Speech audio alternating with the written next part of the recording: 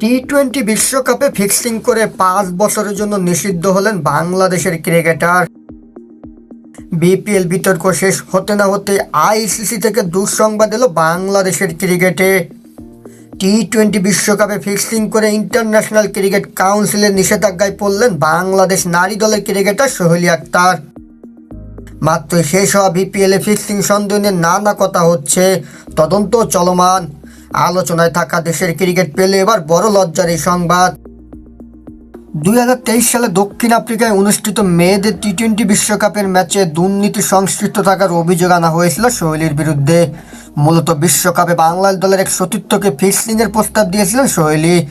অস্ট্রেলিয়ার পক্ষে ম্যাচের আগে দলের কোনো এক ক্রিকেটারকে মুঠোফোনে ফিক্সিংয়ের বার্তা পাঠান এবং অর্থের লোভ দেখান বাংলাদেশের এই নারী স্পিনার। তবে সোহেলির ফিক্সিংয়ের প্রস্তাবে পা না দিয়ে আইসিসির দুর্নীতি দমন ইউনিট আকসুর দ্বারস্থ হন বাংলাদেশের ওই নারী ক্রিকেটার। তার অভিযোগের ভিত্তিতে তদন্ত নামে আকসু এবং অভিযোগ প্রমাণিত হয়েছে। আকসুর কাছে নিজের দোষ স্বীকার করে নিয়েছেন সোহেলি আক্তার। টাইগার্স এই ক্রিকেটার বিশ্বকাপের মতো আসরে ফিক্সিং কাণ্ডে জড়িয়েছেন।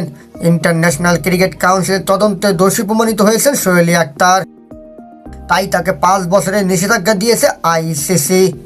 মঙ্গলবার আইসিসি এক সংবাদ বিবৃতিতে জানিয়েছে, আগামী 5 বছরের জন্য সব ধরনের ক্রিকেটে নিষিদ্ধ থাকবে সোহেলি আক্তার। টি-20 বিশ্বকাপে তিনি ম্যাচ ফিক্সিং করেছেন। বাংলাদেশ ক্রিকেট বোর্ড যদিও এখন এই বিষয়ে কোনো বিবৃতি দেয়নি। নিষিদ্ধ হওয়া সোহেলি আক্তারও কোনো মন্তব্য করেনি গণমাধ্যমে। বেশ কিছুদিন থেকে তিনি দলেও নেই।